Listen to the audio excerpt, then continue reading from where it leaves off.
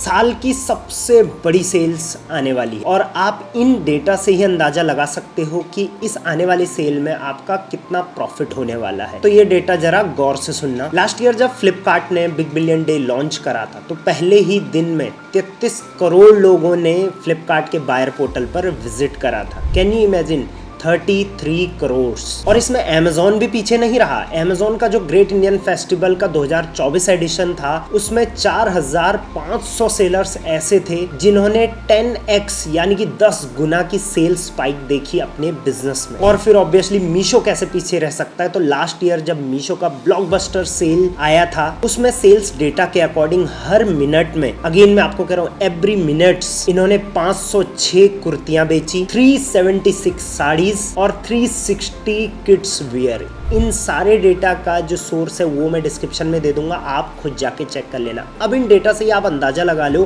कि कितनी बड़ी सेल्स हो सकती है और कितना आप इसमें बिजनेस कर सकते हो। तो आज की वीडियो में 5 स्टेप फॉर्मूला आप लोगों के लिए लाया हूं कि कैसे आप इस आने वाली सेल्स के लिए अभी से प्लानिंग कर सकते हो ताकि आपका ये सीजन का जो सेल है वो ग्रैंड रहे एकदम। So welcome to Rishi Commerce, I am Rishi. सीधे वीडियो को स्टार्ट करूंगा। मेरे टीम्स के नंबर दे रखे हैं, अगर आप चाहते मेरी टीम आपके लिए प्लानिंग करे तो अभी उनसे कनेक्ट करिए, अभी उनसे जुड़ जाइए और आने वाले 3 महीने में बहुत अच्छा बिजनेस ग्रो आप कर सकते हो। तो सबसे पहला पॉइंट आता है इन्वेंट्री, यानी कि आपको अभी से अपने वो लिस्टिंग्स फाइंड आउट करने हैं जो टॉप 5 हैं जिनमें सबसे ज़्यादा सेल्स आती है और उनका अभी से आपको स्टॉक बनाना शुरू करना है। यानी कि अपने मैन्युफैक्चरर से आप बात करिए, जो आपके सप्लायर हैं उनसे बात करिए और उनके स्टॉक के लिए बात करिए कि कभी भी आउट ऑफ स्टॉक हो सकता है, आप फटाफट इनको लेके आइए क्योंकि जब सेल्स स्पाइक होगी तो सबसे ज़्यादा वही प्रोडक्ट बिकेंगे जो आपके टॉप 5 हैं।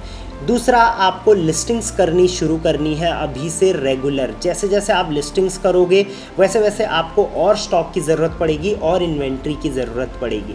मैंने बहुत सारे सेलर्स को देखा है कि वो ये सेल के लिए रेडी नहीं होते हैं, वो 2x अपना इन्वेंट्री बना के रखते हैं और सेल जब 3x जाती है तो वो मैक्सिमम प्रोडक्ट्स में आउट ऑफ स्टॉक हो जाते हैं। सो अभी से अगर आप प्री प्लान करोगे तो डेफिनेटली आप उस टाइम पे आउट ऑफ स्टॉक नहीं जाओगे। दूसरा पॉइंट है यहाँ पर विजिबिलिटी। देखिए, सेल के टाइम पे उन्हीं सेलर्स को ज़्यादा सेल मिलती है जिनकी ऑलरेडी विजिबिलिटी हाई होती है, क्योंकि सिंपल सा चीज़ है, जिसकी 10 सेल आ रही होगी रेगुलर बेस पे उसकी 40 जा सकती है, लेकिन जिसकी 40 आ रही है उसकी 150 तक भी जा सकती है। सो अभी से आपको क्या करना है, जितना भी टाइम आपके हाथ पे है, आप इस वीडियो को कौन सी डेट में देख रहे हो मुझे आप कमेंट करना, मैं उससे अंदाजा लगा लूँगा। अब आपको अपनी विजिबिलिटी को अभी से कैसे बनाएंगे, तो सबसे पहले अगर आप फ्लिपकार्ट सेलर हैं तो अपना टीयर अप करने की कोशिश करिए, अमेज़न पे स्टेप अप करिए, मीशो पर है तो अभी से, जैसे मैंने रेगुलर लिस्टिंग की बात करी, तो वो करना स्टार्ट करिए। इससे क्या होगा, आपकी विजिबिलिटी टाइम टू टाइम बहुत तेज़ी से ग्रो होगी और सेल इवेंट के टाइम तक आपकी विजिबिलिटी एट मोस्ट होगी और आपको बेहतरीन सेल मिलेगी। इसके साथ साथ नो SLA ब्रीचेस। अभी के टाइम पे अभी से आप फिक्स कर लो डेट, आज से लेके जब तक सेल आ नहीं जाती। जनरली ये सेल जो आएगी वो सितंबर एंड में या अक्टूबर फर्स्ट वीक में ज़रूर आएगी। जब भी आएगी मैं व्हाट्सएप चैनल पे अनाउंस कर दूंगा, आप वहां पर व्हाट्सएप चैनल ज्वाइन कर लो, डिस्क्रिप्शन में लिंक दे रखा है। SLA ब्रीच नहीं करना है, मतलब कि सेलर लेबल अग्रीमेंट, आपको RTD ब्रीचेस, सेलर कैंसिलेशंस, ये सारी चीज़ें अभी से नहीं करनी, इनसे विजिबिलिटी डाउन होती है। साथ साथ में आप अपनी वो लिस्टिंग फाइंड आउट करो जिनमें रिटर्न्स ज़्यादा हैं और उनको अभी से या तो ब्लॉक कर दो और या अगर उसमें इम्प्रूवमेंट के चांसेस हैं तो उसको इम्प्रूव करो, अदरवाइज ये आपकी विजिबिलिटी को ले डूबेंगे। सो अभी से जितनी बेहतर विजिबिलिटी उतना बेहतर रिजल्ट्स आपको सेल में मिलेगा। तीसरा, एड्स एंड प्रमोशंस के लिए रेडी रहो। अभी से मार्केट प्लेसेस आपको बहुत सारे प्रमोशंस देंगे, उनमें आप पार्टिसिपेट करना स्टार्ट करो। साथ साथ में सेल के टाइम पे आपको 2 चीज़ों का ध्यान रखना है। पहला, आपको जितने भी सेल्स प्रमोशंस आते हैं, अगर फ्लिपकार्ट का बिग बिलियन डे आया, अमेज़न का ग्रेट इंडियन फेस्टिवल या मीशो का मेगा ब्लॉकबस्टर सेल आया, आपको उनके इवेंट्स में पार्टिसिपेट करना है। अब जितनी लिस्टिंग्स में आपने पार्टिसिपेट करा है, ऑब्वियसली आपने उसमें डिस्काउंट्स दिया है, तो उनको प्रमोट करना और उनको ज़्यादा से ज़्यादा बायर तक पहुँचाना भी आपकी जिम्मेदारी है। तो उसके लिए आपको एक एड्स का बजट भी फिक्स करके रखना है। तो अभी से आप एक स्मॉल बजट में एड्स चलाना स्टार्ट कर सकते हो, ये आपकी विजिबिलिटी को बूस्ट करेगा। साथ साथ में इवेंट के टाइम के लिए भी आप एक एड्स का बजट रखो ताकि उस टाइम पे आपकी लिस्टिंग्स को ज़्यादा से ज़्यादा विजिबिलिटी मिले। मुझे कई सेलर पूछते हैं कितना ऐड बजट होना चाहिए, तो आप अपने बिजनेस के हिसाब से रख सकते हो। अगर आपका देखिए 10 ऑर्डर 20 ऑर्डर ही पर डे है तो आप 1000 रुपये 2000 रुपये पर वीक स्पेंड कर सकते हो। लेकिन अगर आपका 50 से ऊपर ऑर्डर है या 20-30 से ऊपर ऑर्डर है तो आप 2-3 हज़ार रुपये भी वीकली का रख सकते हो। और अगर आपके ज़्यादा ऑर्डर्स हैं नियरली 50 प्लस तो आप 10,000 रुपये भी पर वीक तक का लेके जा सकते हो। हमारे पास कई ऐसे क्लाइंट्स हैं जिनका मंथली बजट लैक्स में जाता है। सो ऑब्वियसली विजिबिलिटी वहाँ से इनऑर्गेनिक विजिबिलिटी बहुत तेजी से मिलती है, जिससे आपका प्रोडक्ट बहुत सारे ऐसे बायर्स को दिखता है जिनको ऑर्गेनिकली कभी नहीं दिखने वाला। सो एड्स एंड प्रमोशन स्ट्रेटेजी अपनी बनानी जरूरी। Point number 4 is offline business management. सिर्फ ऑनलाइन मत सोचो कि मैं इस एनालिटिक्स को सही कर दूं, यहाँ ऐड चला लूं, यहाँ प्रमोशन चला लूं, बल्कि अपना ऑफलाइन भी आपके पास कितना स्टाफ है। अगर आपका लेट्स सपोज बिजनेस 5x हो जाता है, आज 50 ऑर्डर हैं और 250 ऑर्डर हो जाते हैं, तो क्या आपके जितने स्टाफ वो मैनेज कर पाएंगे? रिटर्न्स भी आएगा तो क्या वो मैनेज कर पाएंगे?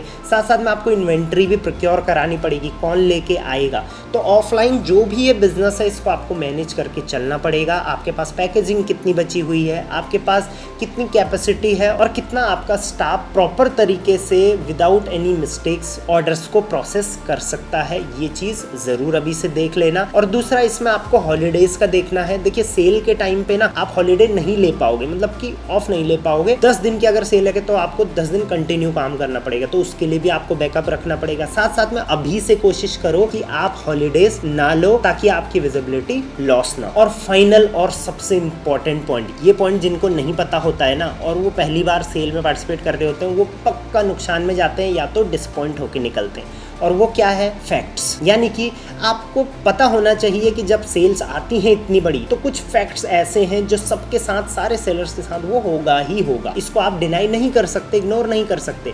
और ये मैं अपने पिछले कई सालों के सेल्स एक्सपीरियंस को देख के बता रहा हूँ। जो पुराने सेलर हैं वो ये रिलेट कर पाएंगे। तो पहला चीज़, प्राइस फ्रीज हो जाएगा। जब आप सेल इवेंट आएगा, आप ये मत सोचो कि उस टाइम में प्राइस बढ़ा दूंगा, घटा दूंगा, या उस टाइम पे मैं रेट बढ़ा के फिर प्रमोशन लगाऊंगा। नहीं, उस टाइम पे मार्केट प्लेसेस आपका प्रोडक्ट का प्राइस जो है वो फ्रीज कर देंगे, यानी कि प्राइस आप बढ़ा ही नहीं पाओगे। तो अभी से जो भी प्राइस बढ़ाना है, घटाना है, जो भी करना है वो अभी से करना स्टार्ट करो। और जो नई लिस्टिंग करोगे उसमें भी प्राइस फिर उसी हिसाब से रखना। दूसरा, नॉन डिलीवरेबल का इशू आता है। मार्केट प्लेसेस पर डिमांड जब ज्यादा होती है तो वो कई ऐसे प्रोडक्ट जो कि सस्ते बिक रहे हैं, जिनमें उनको कमीशन कम मिल रहा है, या फिर जो अच्छी क्वालिटी का नहीं है, उसको वो नॉन डिलीवरेबल मार्क कर देते हैं और उसके ऑर्डर्स आने बंद हो जाते हैं। तो इस चीज का भी ध्यान रखना। Next, breaches. मार्केट प्लेसेस पर ब्रीचेस बहुत करते हैं सेलर सेल्स के टाइम पे। तो सेल्स के टाइम में रेगुलर ऑर्डर प्रोसेस करना है। अभी आप हो सकता है डे में एक बार कर रहे हो, उस टाइम आपको डे में 2 से 3 बार रेगुलर करना पड़ेगा ताकि ब्रीच ना लगे। Next, take issue. जब इतने ऑर्डर्स, इतने कस्टमर, इतना फ्लो रहता है तो टेक्निकल इश्यूज मार्केट प्लेसेस पर चलते ही चलते हैं। उसको पहले से अपने माइंड में बिठा के रखना और कोशिश करना कि उसको मैं बेहतरीन तरीके से सॉल्व करूं। लेकिन अगर नहीं भी होता है तो डिसअपॉइंट नहीं होना है।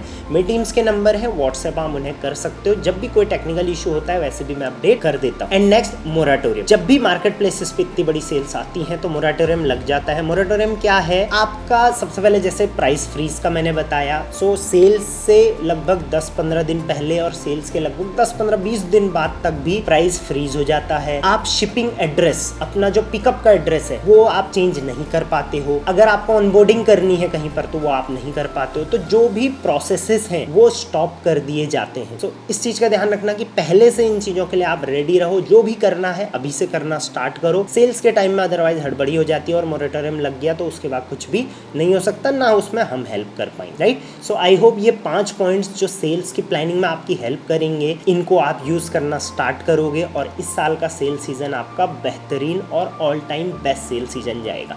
अपनी प्लानिंग्स आप मेरी टीम से डिस्कस कर सकते हैं, उनको कुछ लगेगा तो वो आपको भी ज़रूर बता देंगे। चलिए, till then, thank you very much, keep selling online.